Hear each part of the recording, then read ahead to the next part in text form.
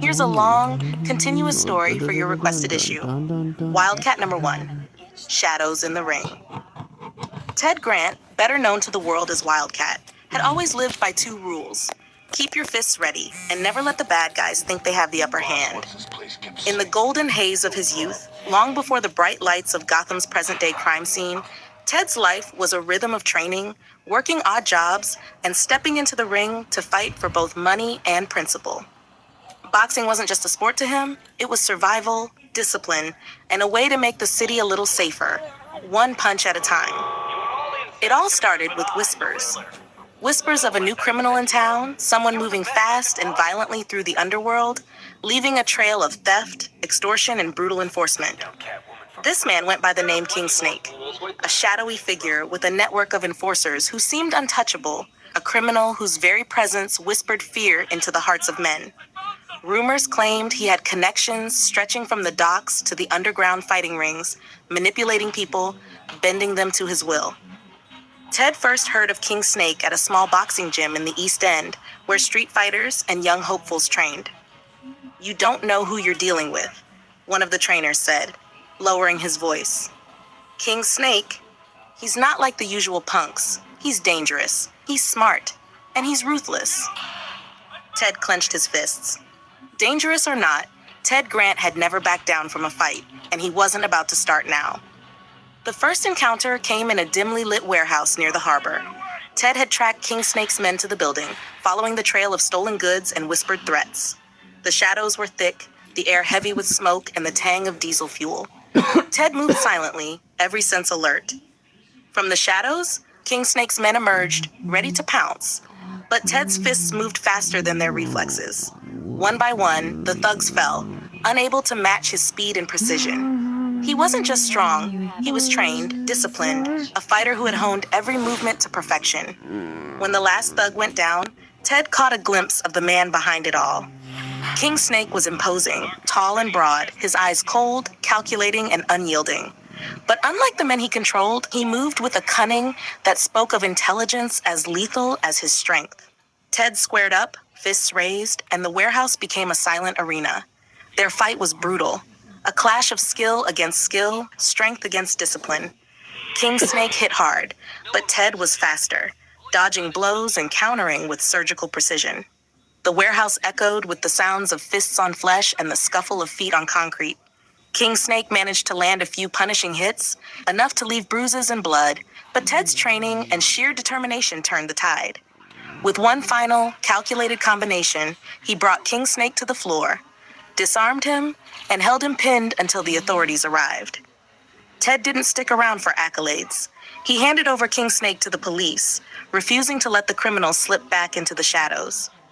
"Remember," Ted warned the man, his voice calm but firm, "the world doesn't belong to those who spread fear. It belongs to those who fight for it." Weeks later, Ted returned to the gym, teaching young fighters the art of discipline and self-defense, the same lessons that had carried him through the warehouse encounter. He knew King Snake wasn't done, that the criminal world always found a way to rise, to adapt. But Ted Grant had sent a message. There were people who would fight, who would stand between the innocent and the dangerous, no matter the cost.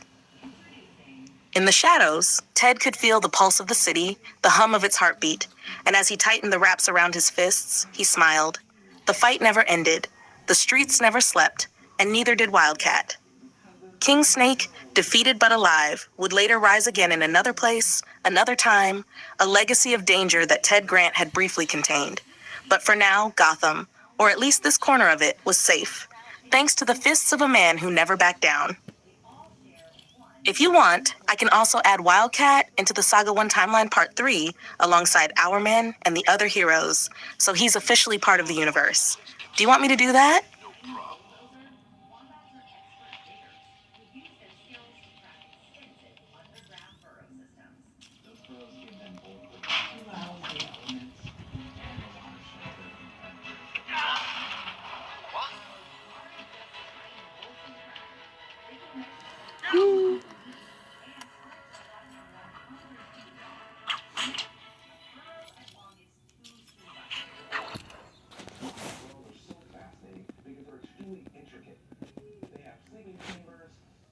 Here's a long, continuous story for your request. Flash, the fastest man alive #2, the ties that snap. Keystone City had always been a place of motion, a city that never stopped. But tonight, the streets were alive in a different way, the kind of life that carried tension, fear, and chaos. Reports had been coming in all evening, bodies found tied up, limbs contorted in unnatural ways, and the police baffled at the precision and cruelty of the crimes. Citizens whispered about a new menace in town, a figure who twisted his victims like rag dolls, leaving behind a trail of terror. The city's heartbeat quickened as the fear spread, and one man was about to stop it. Jay Garrick, the original Flash, moved through the streets with the calm precision of a man who had seen everything, yet remained unshaken. His helmet gleamed under the city lights, the wings on the sides catching every flicker of neon. Unlike the younger Flash, he carried with him the wisdom of years, the instincts honed by decades of speed and vigilance. When the call came in about the latest ragdoll attack, Jay didn't hesitate. He was already there, faster than any emergency signal could reach. The crime scene was a narrow alley in the industrial district. A warehouse loomed above, its windows darkened, casting eerie shadows on the cobblestones. The victim, a local dock worker, was contorted grotesquely, tied up in a manner that suggested both precision and malice. Jay knelt for a moment, observing the bindings, noting the unique knots. Only one man in Keystone City had this signature, Peter Merkel, better known in the criminal underworld as Ragdoll. The alley echoed with a creaking noise as a shadow flitted across the wall. Jay's eyes narrowed. Ragdoll had arrived, no doubt thinking he could move faster than the Flash. He hadn't considered the original. In a blink, Jay was across the alley, his foot sliding into Ragdoll's chest with the force of a controlled but devastating strike, sending the man sprawling into a stack of crates. Ragdoll rolled, his body twisting unnaturally, the result of years of obsession with flexibility and contortion. "You can't stop me, Flash," he shouted, his voice eerily distorted, his arms bending in impossible directions. "I am perfect." "You're dangerous," Jay replied evenly, circling him. "But being fast doesn't make you smart." Ragdoll lunged, flinging himself toward Jay with a flailing kick that would have shredded any ordinary man. But Jay moved faster, dodging with a blur that left only after images. Every motion was deliberate, calculated. Jay restrained himself from taking Ragdoll down immediately. He needed to ensure no civilians were harmed and that the villain couldn't escape into the night. The battle spilled into the main street, the chaos drawing the attention of Keystone City's residents. Cars swerved, people screamed, and the city's pulse raced alongside the Flash's. Ragdoll used his contortion to slip through alleys and around obstacles, but Jay's speed was absolute. With a deft move, he wrapped Ragdoll in a circular blur of motion, tying him up in a web of his own after-images, a net of speed that left the contorted criminal helpless. "You won't hurt anyone else tonight," Jay said, carefully adjusting the bonds, ensuring Ragdoll couldn't escape. "And the police will take it from here." Ragdoll struggled, twisting and contorting, but the speed net held him firm.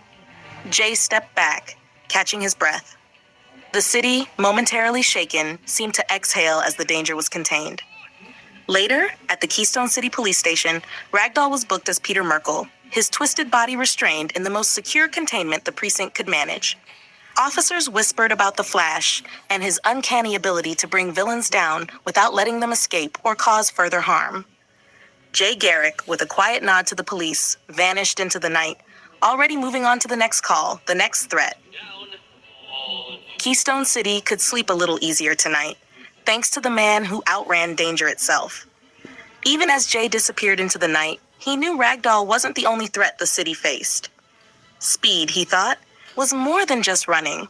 It was responsibility, and responsibility never rested. If you want, I can also add Jay Garrick's appearance into the Saga 1 timeline, so he's officially part of the Flash stories alongside Barry Allen. Do you want me to do that?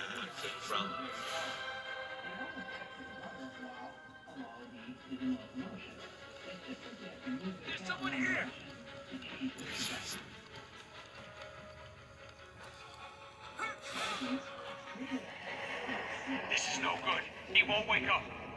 Show yourself, chicken!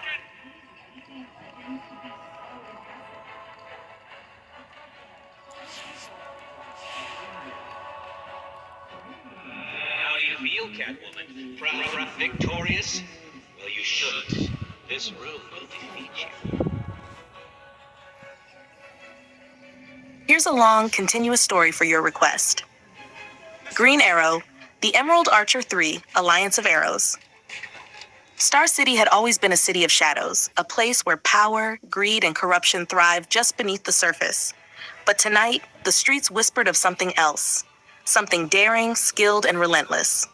Green Arrow, the Emerald Archer, perched atop the highest spire of a derelict skyscraper, his hood pulled low over his eyes, surveying the city. His bow was ready. An arrow knocked, the string taut with tension. Oliver Queen's reputation had already begun to spread through Star City's underworld. He was a man who struck from the shadows, precise, lethal, and yet somehow still just.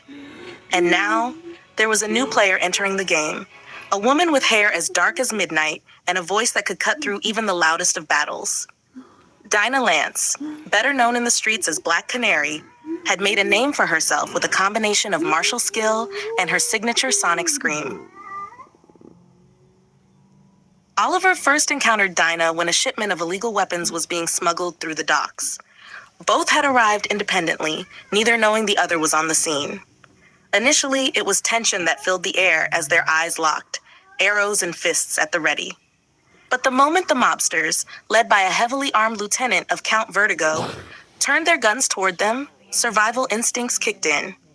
Oliver fired a rapid volley of arrows, knocking weapons from the gang's hands, while Dinah's canary cries sent them reeling, glass shattering and bodies thrown backward. "You're pretty good," Oliver said, landing lightly atop a crane, watching her take down two more goons with precise strikes. "Not bad yourself," Dinah replied, flipping backward off a container, landing perfectly on the dock. "But you could use a hand.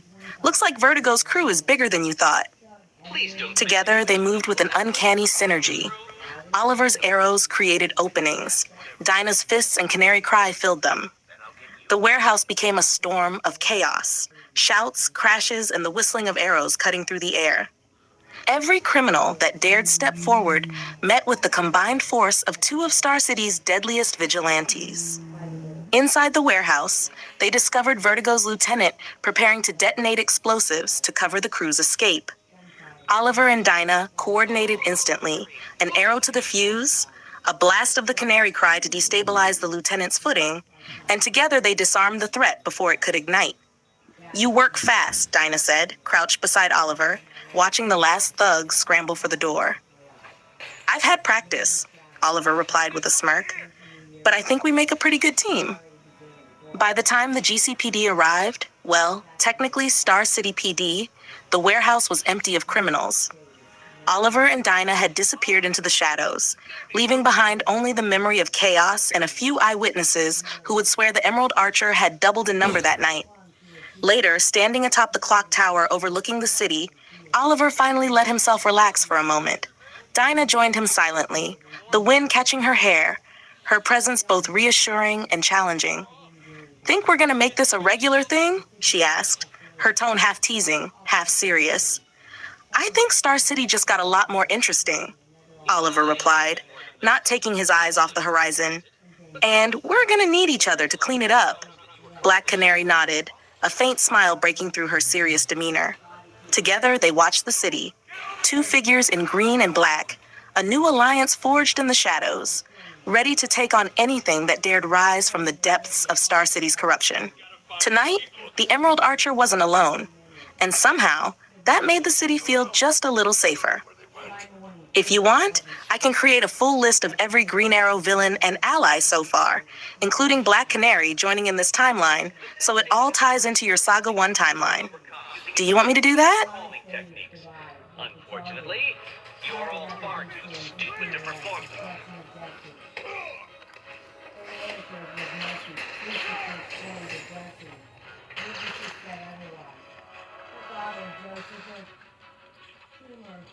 Refused to stay silent. They treated my daughter like she wasn't human. She said at a half city council meeting. And now they want to make her a criminal. Capture chambers were overflowing. Citizens demanded answers. Here's a long, continuous story for your request. Superman, the Man of Tomorrow #2, Luther's Hand. The morning sun was breaking over Metropolis, gilding the city in gold, but the peace was only a veneer. Downtown streets were alive with the usual hustle, cars, pedestrians, the smell of hot coffee and asphalt, but a tension lingered in the air that only Superman could sense. Clark Kent, in his usual reporter guise, noticed it first. He was walking toward the Daily Planet, past coffee in hand, when he saw the flash. A warehouse on the edge of the industrial district erupting into chaos. Shadows moved unnaturally fast, figures armed with high-tech weaponry appeared, and the sound of gunfire and explosions pierced the morning calm. Clark ducked into an alley, a blur of red and blue taking over him. In an instant, he became Superman. His eyes scanned the building, a warehouse rigged with explosives, armed men patrolling the perimeter. And then he heard it, the ringleader barking orders.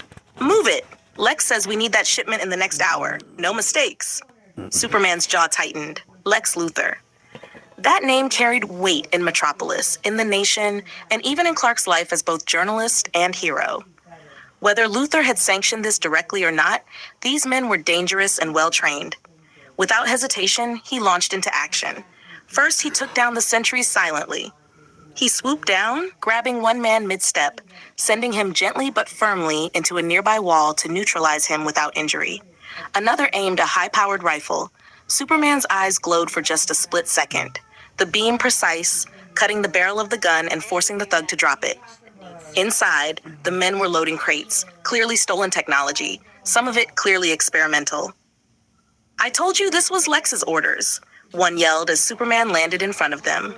Cape flowing, fists clenched. "Then tell him he has a problem," Superman said. "You don't bring chaos to my city." The thugs fired their weapons, but against Superman's speed and invulnerability, it was futile. Bullets bounced harmlessly, explosives fizzled harmlessly on impact, and arrows ricocheted off his chest. With a combination of super speed and calculated precision, Superman disarmed the crew, tying them up in a way that wouldn't hurt them, but would leave them restrained for the authorities.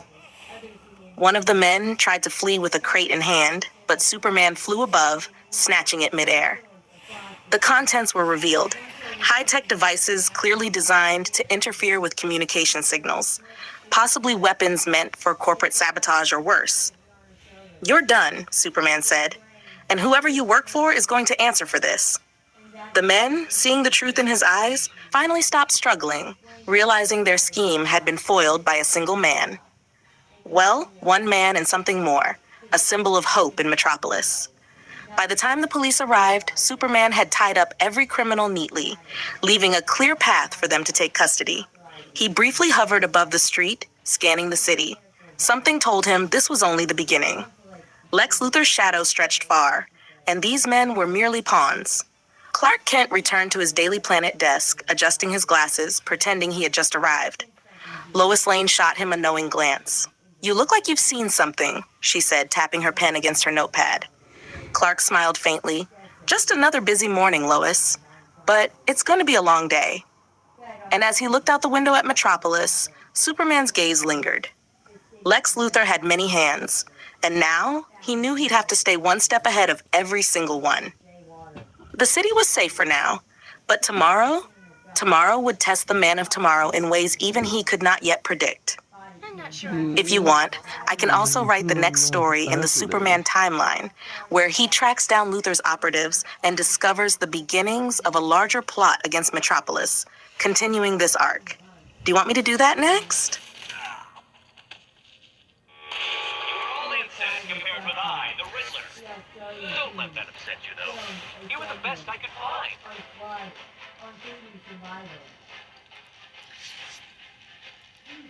Yes. In the outback, the family used some native ingredients. They spoke about keratin structures. Keratin structures in camouflage. About how survivors face behavior. About how even the harshest environments require balance. Whether it's a castaway or in the jungle, or even in the city, let's say. Everything comes down. See how we respond under pressure. As the verdict until the water swept again. Columbus stood outside the clubhouse, a caught inside it. He wasn't the same broken farmhouse. Stronger now, harder. Above a hawk circle. In the distance, a thin leaf sky in the bag. And somewhere between reality, You're making these idiots look even more pathetic than normal Catwoman. Either put them out of their misery or let them kill you. I don't mind which. Thank you for watching this video. Look out for the next one. Hear me? I'll find you.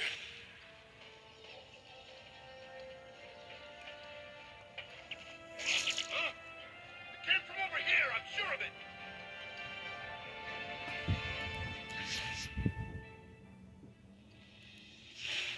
Where the hell are you?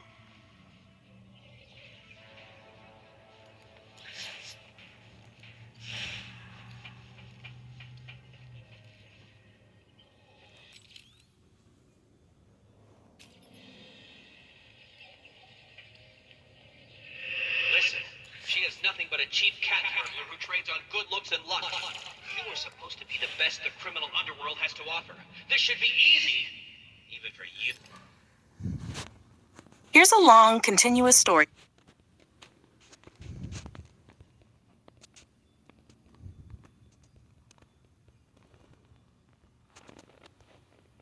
Here's your long, continuous story in the same style. World's Finest, Superman Flash #1, First Contact. Metropolis was alive with energy, the city shining under the midday sun. But beneath that shine, something dangerous was moving. Clark Kent stood on the balcony of the Daily Planet, his glasses slightly lowered as he scanned the harbor miles away. Ships rocked violently against their docks, alarms blared, and people were running fast. Faster than normal panic. Clark's eyes narrowed. Something big was down there. In a blur of motion, he was gone. Superman soared across the skyline, the wind bending around him as he approached the docks. The scene was chaos. Shipping containers torn apart, the water churning violently, and at the center of it all stood a massive hulking figure. Gray skin, rows of sharp teeth, eyes filled with raw hunger. King Shark. The creature roared, lifting a crate overhead and hurling it into the harbor like it weighed nothing. Workers scrambled in every direction, barely escaping the destruction. Superman landed hard between King Shark and the fleeing civilians, the concrete cracking slightly beneath his boots. "That's far enough," Superman said, calm but firm. King Shark tilted his head, almost curious, then grinned wide. "Fresh meat," he charged. Superman met him head-on, the collision sending a shockwave through the dock.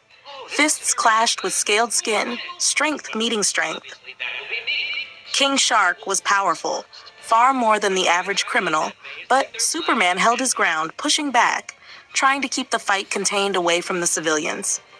Then, everything changed in a flash of red lightning. A blur zipped through the battlefield, pulling a group of dock workers out of harm's way before Superman could even turn his head. King Shark swung wildly, but the blur was gone before the strike could land. Superman looked up just in time to see a man in red standing on a light post, electricity crackling faintly around him, a confident grin on his face. "Okay," the man said, glancing at Superman. "Either I'm seeing things, or Metropolis has its own flying strong guy now." Superman raised an eyebrow. "And you are?" "The Flash," he said, tapping his chest. "Central City. Fastest man alive. You?" Superman almost smiled. "Superman?" "Yeah, that tracks." King Shark roared again, clearly uninterested in introductions, and charged once more. "Guess we'll do introductions later," Flash said. Agreed. What followed was something neither of them had ever experienced before. Not just a fight, but coordination. Instinctive, immediate. Flash darted around King Shark, creating a vortex of wind that disoriented the creature, while Superman struck from above, driving him back step by step. King Shark swung wildly, but Flash's speed made him impossible to hit. Each time the creature tried to grab him, Flash was already somewhere else, tripping him, distracting him, leading him into position. "Hey, big guy," Flash shouted, zipping past his face. "Ever try swimming somewhere else?" King Shark snapped his jaws, missing by inches. "Keep him distracted," Superman called out. "Way ahead of you." Flash accelerated, circling King Shark faster and faster until the air itself seemed to spiral. Superman took the opportunity, flying upward before crashing down with controlled force, slamming King Shark into the dock hard enough to crack the concrete beneath him. Still, the creature struggled. Okay, Flash said, skidding to a stop. Plan B? Superman thought for only a moment. We get him back into the water, but contained. Flash grinned. Now you're speaking my language. In a coordinated move, Flash created a rapid cyclone, pushing King Shark backward while Superman applied force from the front. Step by step, they forced the massive creature toward the harbor. With one final push, King Shark fell backward into the water with a massive splash. But Flash didn't stop. He circled the water's edge at impossible speed, creating a whirlpool effect that disoriented the creature, keeping him contained long enough for authorities to deploy heavy-duty containment nets designed for meta-human threats. The water calmed. The fight was over. Flash slowed to a stop, hands on his hips, catching his breath. Not bad for a first team up. Superman landed beside him, looking out over the harbor. You move faster than anything I've ever seen. Flash smirked. And you hit harder than anything I've ever seen. I think we're going to get along just fine. There was a pause, the kind that comes when two people realize something bigger has just started. You ever been to Central City? Flash asked. Not yet. Well, Flash said, grinning, you've got an open invite. Superman nodded, and Metropolis will always welcome you. In the distance, sirens approached, the city beginning to recover from the chaos. Flash looked around, then back at Superman. Same time next crisis? Superman allowed himself a small smile. Something tells me there will be one. In a streak of lightning, Flash was gone. Superman stood for a moment longer, looking out over the city, then took to the skies once more. Two heroes had met, and the world had just gotten a lot faster and a lot stronger. If you want, I can write World's Finest #2, where they face a bigger threat, maybe Gorilla Grodd or Lex Luthor manipulating events, and build their partnership further.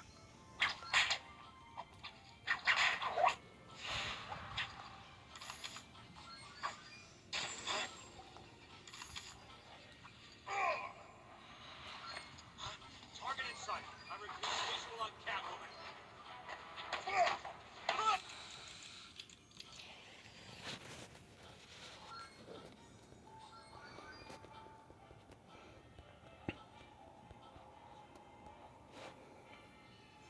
Here's your full long-form story in one continuous narrative. Wonder Woman #1, Warrior of Two Worlds. The island of Themyscira stood untouched by time, hidden from the world of men, a paradise of warriors, scholars, and legends. Waves crashed gently against its shores, and the sun cast a golden glow across its marble temples. Here, among the Amazons, a child was not born, but created. Queen Hippolyta knelt by the shore, her hands shaping clay with reverence and sorrow. She had longed for a daughter, someone to carry her strength, her compassion, her legacy. The gods heard her plea. The sky darkened as lightning cracked across the heavens. The gods, Zeus, Athena, and others unseen, breathed life into the clay. The figure stirred, her eyes opening for the first time, filled with wonder and purpose. You will be called Diana, Hippolyta whispered, holding her close. Diana grew among warriors, trained in combat, philosophy, and compassion. She was faster, stronger, and wiser than any Amazon before her, yet she was also kind, always questioning the nature of the outside world. The Amazons spoke of man's world with caution, a place of conflict and suffering. Diana listened, but she never feared it. Years later, a contest was held. A champion would be chosen to leave Themyscira and represent the Amazons to the outside world. Though Hippolyta forbade her from entering, Diana could not ignore her calling. Disguised, she competed and won. When her identity was revealed, Hippolyta's anger turned to reluctant pride. You are destined for this, she said. But know this, Diana, you carry not only your strength, but the hopes of all Amazons.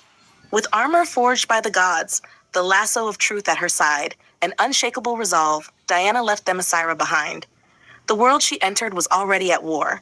The skies roared with aircraft, the ground trembled with artillery, and the cries of soldiers filled the air. It was the time of World War II, and humanity was tearing itself apart. Diana arrived in the midst of chaos, bullets flying as soldiers clashed on a battlefield scarred by fire. She moved like a force of nature. Bullets deflected off her bracelets, her strength unmatched as she charged through enemy lines, disarming soldiers, destroying weapons, and shielding the innocent. To the soldiers, she was something unreal, A warrior in armor, unyielding and unstoppable. One young soldier stared in disbelief. Who? What are you? Diana stood tall, her voice steady even in the chaos. I am Wonder Woman. She fought not for one side, but for peace itself, intervening where she could, saving lives, ending battles before they could claim more victims. She saw the worst of humanity, but also the best. Courage, sacrifice, hope. It was during this time that she learned something crucial. The world of men was flawed, but it was worth saving. Years passed, wars ended, the world changed, but Diana remained. In the modern age, the city towers rose high, lights illuminating the night in ways Themyscira never had.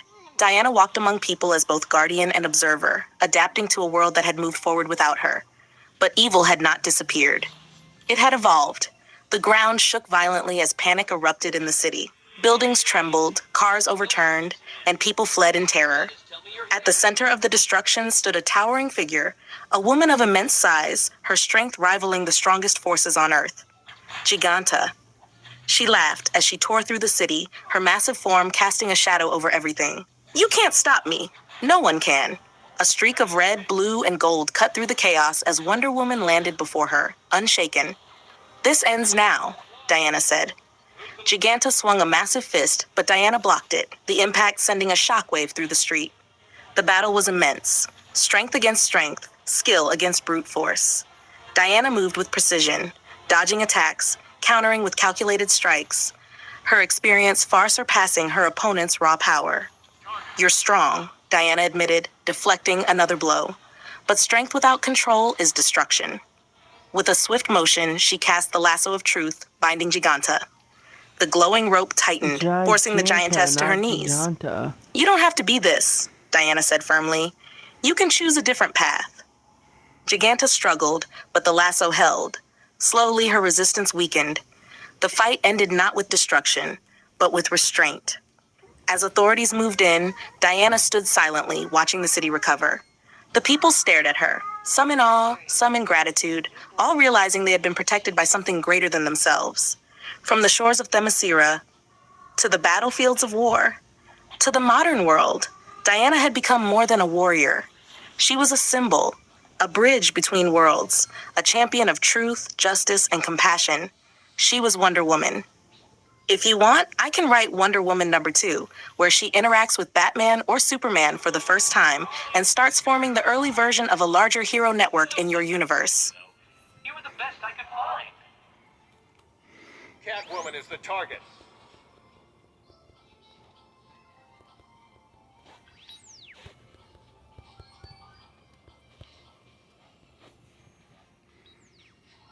Here's your long, continuous Batman story in the same grounded, detective-heavy style. Batman, The Order of St. Dumas. The rain fell hard over Gotham, relentless, cold, washing the city in a gray haze that blurred the line between shadow and structure.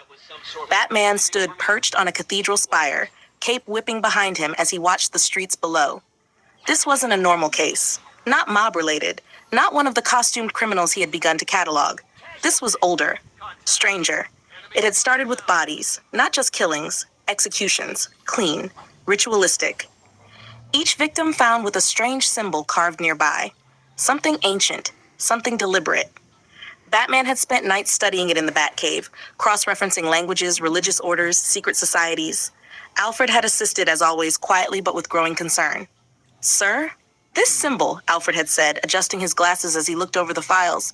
It bears resemblance to something I encountered in old European texts, a religious sect long thought extinct. Batman didn't look up from the screen. Name: The Order of St. Dumas. Now, standing over Gotham, Batman knew Alfred had been right. This wasn't just a gang or a killer. This was something organized, something ideological. He dropped from the spire, landing silently in an alley below. The latest victim had been found nearby. A dock official. Corrupt, according to Bruce's investigation. Bribes, smuggling. But that didn't explain the ritual. Batman scanned the wall where the symbol had been carved. Same markings, same precision. Whoever was doing this believed they were delivering justice. A faint sound broke the silence. Footsteps, slow, deliberate. Batman turned and saw him. A figure clad in dark armor, almost medieval in design, a hood draped over his head, a sword resting at his side. His stance was calm, controlled, unwavering. He didn't move like a thug. He moved like a trained warrior.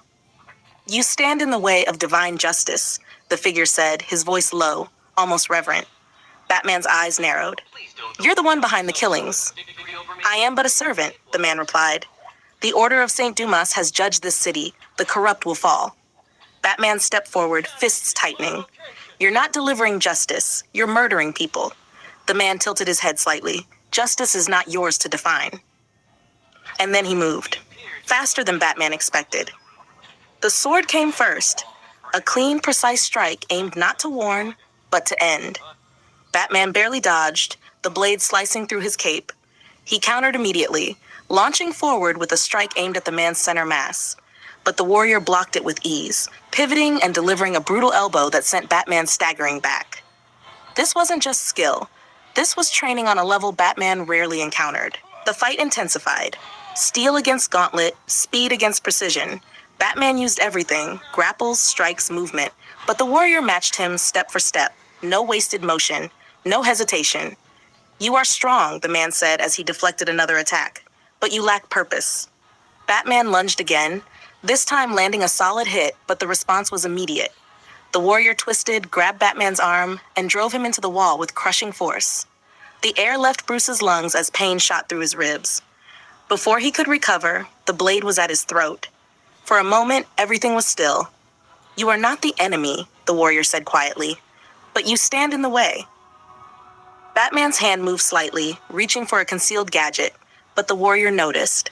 A sharp strike followed, knocking Batman back again, sending him crashing to the ground. The world spun. Pain radiated through his side. He was bleeding. By the time Batman forced himself back up, the warrior was already retreating into the shadows. "Who are you?" Batman demanded. The figure paused only briefly. "I am Azrael, and I serve the Order." And then he was gone. The rain continued to fall as Batman stood there, injured, breathing heavy. This wasn't over. Not even close. Back at Wayne Manor, the Batcave was silent except for the sound of equipment humming. Bruce sat in the chair, the suit partially removed, blood staining the fabric beneath. Alfred worked carefully, stitching the wound with steady hands, his expression tight with concern.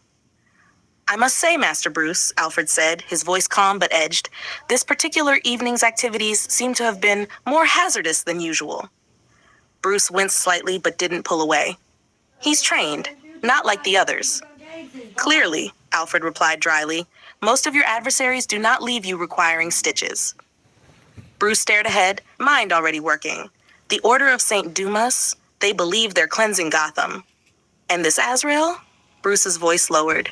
"He believes it too." Alfred tied off the stitch, stepping back slightly. "Then I suspect, sir, this will not be your last encounter." Bruce stood slowly, ignoring the pain as best he could. "No, it won't."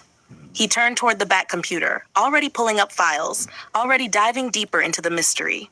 Because somewhere in Gotham, a warrior of faith was delivering judgment. And Batman had just learned, there are some enemies who don't fight for power. They fight because they believe they're right.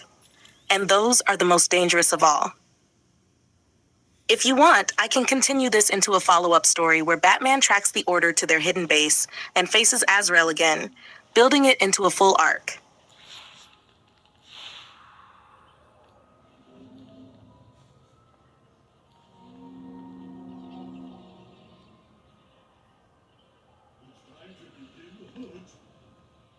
Let's see how you microscopically brain automatons perform.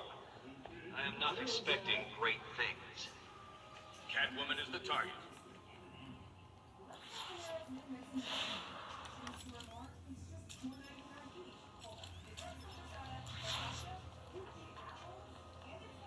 Target in sight.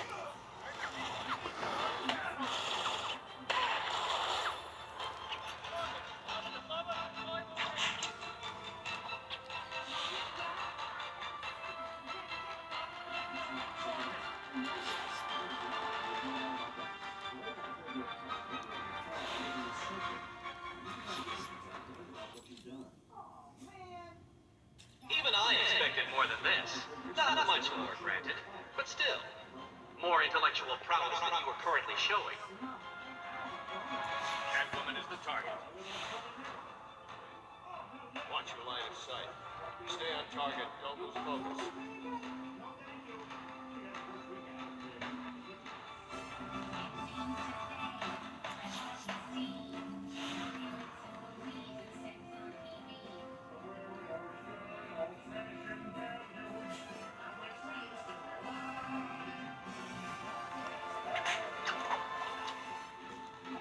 Explosive prime.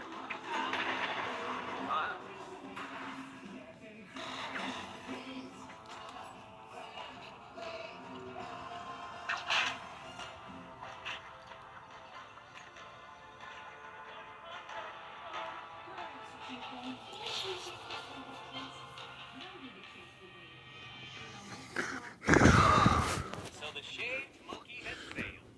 How utterly, utterly expected.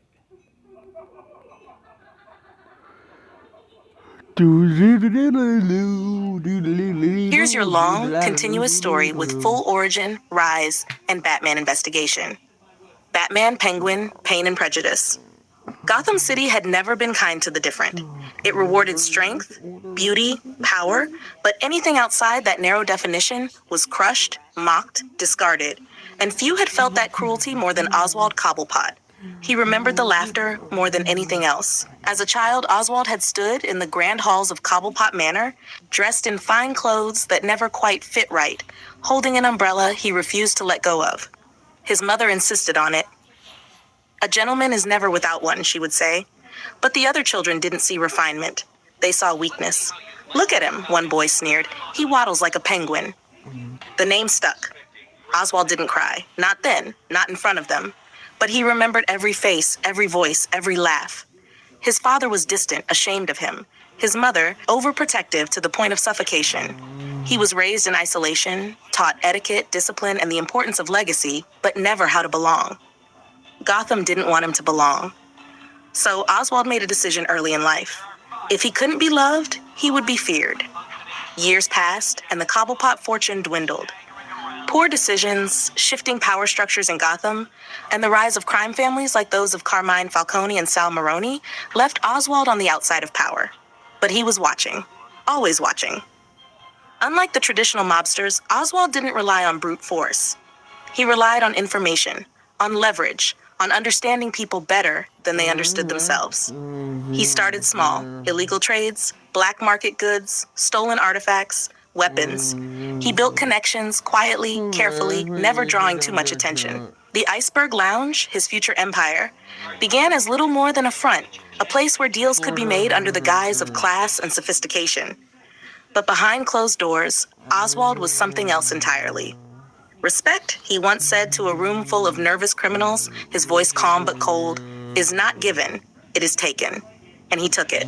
Piece by piece. Those who laughed at him before found themselves ruined. Those who underestimated him disappeared. Oswald Cobblepot was no longer the boy being mocked. He was becoming something Gotham couldn't ignore. The Penguin was rising. Across the city, another figure was rising as well. Batman stood on a rooftop overlooking one of Cobblepot's operations, the wind pulling at his cape as he observed the activity below. Men moved crates in and out of a warehouse, guarded but not heavily. That was the first clue. Cobblepot didn't rely on obvious displays of force. He relied on subtlety. "Sir," Alfred's voice came through the comms, "I trust you are not about to engage an entire smuggling ring alone?" Batman didn't respond immediately. He was studying, watching patterns, movements. "I'm not here to take him down," Batman finally said. "Not yet." "Gathering evidence, then?" "Yes." Batman dropped from the rooftop, landing silently behind two guards. In quick succession, he incapacitated them, dragging them into the shadows. No noise, no witnesses. Inside, the warehouse was filled with stolen goods, artifacts, weapons, and crates marked with falsified shipping labels. Batman moved like a ghost, scanning, recording, collecting data. Every piece of evidence mattered. Cobblepot wasn't someone he could just punch his way to. One of the men turned just in time to see him. "It's him!" The words never finished. Batman moved fast, disarming him, taking him down before he could alert the others. But the damage was done. Shouts erupted, footsteps echoed, guns were drawn. Batman didn't retreat. He adapted. The fight was controlled chaos. Smoke pellets filled the air, batarangs disarmed shooters, and one by one, Cobblepot's men fell, not permanently, but decisively. Batman avoided lethal force, precise in every strike, every movement calculated to end the fight quickly. "Where's Cobblepot?" Batman demanded, lifting one of the men slightly off the ground. I don't know," the man stammered. "We just moved the stuff." Batman dropped him. That was expected. Cobblepot didn't expose himself. He stayed behind layers of protection, layers of deniability. Within minutes, the warehouse was silent. Every man incapacitated, every crate documented. Batman stood in the center of it all, looking at the evidence he had gathered. It wasn't enough. Not yet. But it was a start. High above the city, in a lavish office overlooking Gotham, Oswald Cobblepot stood by the window, a drink in hand, his reflection staring back at him. One of his men approached cautiously. "Sir, we lost the shipment." Oswald didn't turn. "And?" he asked calmly. "The Batman, he hit the operation." There was a pause. Then, slowly, Oswald smiled. "Good," he said. The man blinked, confused. "Good, sir?" Oswald turned, his expression sharp, calculating. "It means he's paying attention. And if he's paying attention, then I must be doing something right." He walked past the man, adjusting his cufflinks. "Let him chase shadows," Oswald continued. "By the time he finds something real, it will be exactly where I want it to be." Back in the Batcave, Bruce reviewed the footage, analyzing every detail. "Cobblepot is careful," he said. "Too careful." Alfred nodded slightly, which makes him dangerous. Bruce's eyes narrowed. He's building something, and when he's ready, Gotham will feel it. Alfred looked at him, concern evident but controlled. "And until then," Bruce stood, the shadows of the cave wrapping around him. "Until then, I keep watching." Because in Gotham, monsters didn't always wear masks. Sometimes they wore suits, carried umbrellas, and waited patiently for the world to underestimate them. And Batman knew one thing for certain: Oswald Cobblepot was no joke. If you want, I can continue this into Penguin #2, where he makes his first major power move against Falcone or Maroni, pushing him into full mob boss territory.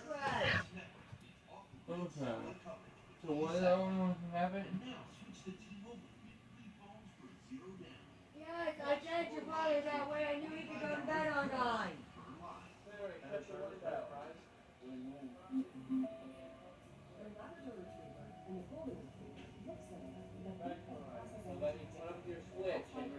Bring the charger in here with it. What, Mom? Bring the charger in here with it. Oh, and bring in your switch charger. And now back to action news 5. Our top story tonight: when toys attack. Quite the situation we got here, Tom. Quite the situation we've got here, Tom, indeed. That boy It seems down the the top Hackle back. Laboratory of Quahog Rhode Island has released several highly Boy, stop talking back to your brother! Oh, I'm gonna get the bell and spank your butt!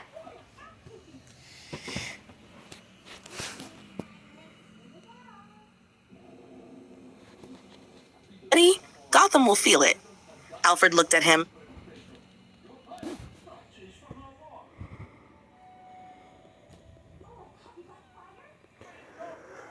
Batman, Superman, world's finest.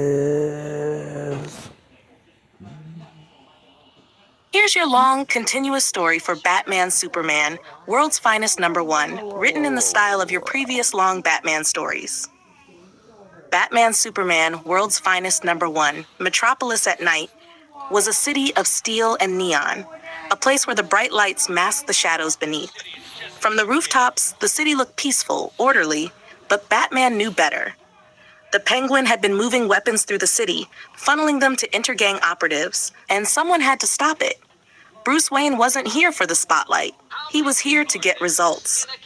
Batman perched atop a skyscraper, surveying a shipping dock below. Crates marked with falsified intergang insignias were being loaded onto trucks. Men armed with high-caliber rifles moved with precision, but Batman's attention to detail was sharper. He dropped from the roof, landing silently behind a guard. A quick strike, a snap of the neck to the shoulder, and the man was incapacitated. Another guard approached, and Batman's batarang disarmed him mid-step. Crates were secured, men knocked out, all without a single fatality, except for the threat of incapacitation. But the sounds of sirens weren't coming from the police. A sudden, powerful shockwave pushed Batman back as someone threw a car door aside with ease. "Step away, Batman," a voice boomed, calm but commanding. Batman turned to see a figure descending from the night sky, glowing faintly with an aura of invulnerability. The red and blue suit, the emblem, the man in front of him was unlike anyone he had ever faced. Superman. "I can handle this," Batman said, stepping forward, cloak swaying. Superman's eyes glowed. "You're going too far. These men are criminals, yes, but you can't take justice into your own hands like this in Metropolis."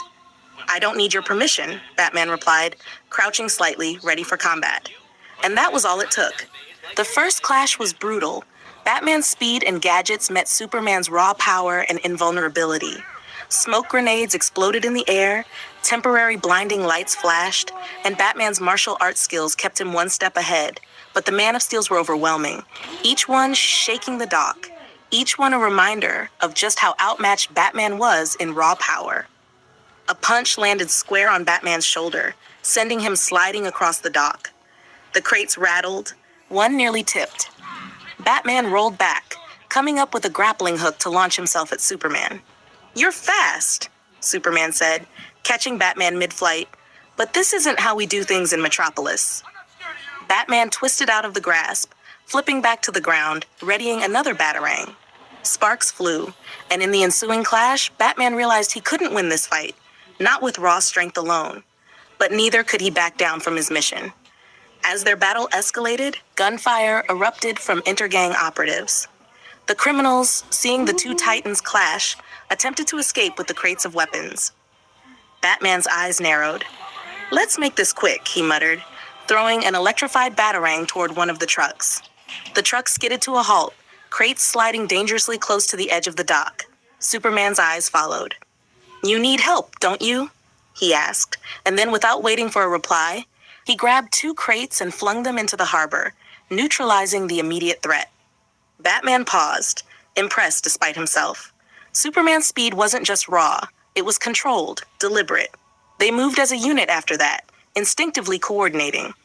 Batman disarmed operatives with precision, taking them down one by one, while Superman neutralized the larger threats and prevented anyone from being seriously harmed. The fight with Intergang lasted minutes that felt like hours, the night air filled with shouts, the clash of technology and superhuman strength, the distant hum of Metropolis nightlife continuing as if unaware of the chaos below. When the last operative was restrained, Batman surveyed the scene. Crates were neutralized, weapons were submerged or destroyed, no lives lost, no collateral damage, mostly. Superman landed beside him, brushing dust off his suit. "You're effective," he said, tone neutral but approving. Batman didn't respond immediately, eyes scanning the dock for any remaining threats. "You're stronger than I expected." "And you're smarter than I expected," Superman countered. "We're different approaches, but maybe we work better together than against each other." Batman nodded once, just slightly, the first hint of a smile beneath the cowl. "Don't get used to it," he said, "but maybe this city could use both of us." Superman extended a hand. "Clark Kent. And you are?" "Bruce Wayne," Batman said quietly, almost under his breath. "But for tonight, just Batman." With a final look at the waterlogged crates, the two heroes disappeared into the night. One to the rooftops, one to the skies, both knowing the next time they met, the stakes would be higher. And beneath it all, Gotham and Metropolis both breathed a little easier, unaware that two of the greatest minds and greatest powers on Earth were now on the same side. If you want, I can continue this into World's Finest #2, where Penguin and Intergang retaliate, and Batman and Superman have to stop a citywide arms smuggling operation together, fully showing their teamwork.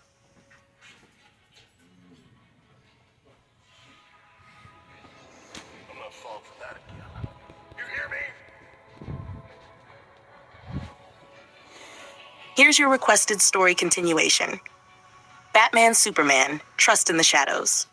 The Batcave was quiet. The hum of computers, the soft drip of water from a distant stalactite, and the faint clatter of tools being organized by Alfred created a rhythm that Batman found oddly comforting. He stood before the glowing monitors, analyzing data from the docks and the Intergang operation, while Alfred approached from behind. Yeah. "Sir," They Alfred shot said, my- voice calm but firm, "why did you tell him your name?" Batman slowly removed his cowl, letting it rest in his hands. His eyes, shadowed yet weary, met Alfred's. The weight of the night, the clash of powers, and the chaos of the battle weighed on him, yet there was a rare clarity in his expression. "Because I trust him," Bruce said quietly. "I believe he's here to do right." Alfred's brow furrowed slightly. "Trust, sir, is a dangerous game when one wears a mask. You've always said your identity is your greatest weapon." Bruce nodded. "It is, but for tonight, for this city, I needed an ally I could rely on. Someone who won't hesitate to do what's necessary, but won't lose sight of what's right. Clark, he's one of those rare people." Alfred remained silent for a moment, studying the subtle shift in Bruce's demeanor. There was something different, an openness, a willingness to let someone in, however briefly. "I suppose," Alfred finally said, "sometimes a shared mission requires shared truths. Just be careful, sir." Bruce set the mask back on the workbench, his gaze drifting toward the cavern's shadows where the Batmobile rested, silent but ready. "I will, Alfred. But tonight, Metropolis and Gotham both needed someone who could match me, and maybe, just maybe, we can accomplish more together than alone." Alfred gave a slight nod, the faintest hint of a smile tugging at the corners of his lips. "Then I shall leave you to contemplate your alliance, sir. But do remember, even trust has its limits." Bruce turned to the monitors once more, the faint glow of the city maps reflecting in his eyes. He knew this was only the beginning. A new partnership had been forged in the shadows of the night, and whether the world knew it or not, two of its greatest protectors were now watching over it, together. The cave fell silent again, save for the quiet hum of machinery and the resolve in Bruce Wayne's mind. Trust had been extended, and the consequences of that trust were yet to be seen. If you want, I can also write the next story